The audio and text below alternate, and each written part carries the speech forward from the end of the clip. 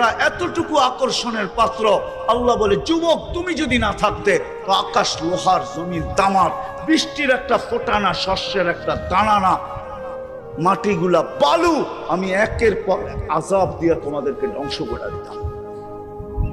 শুধু এই যুবকের কারণে পারি না।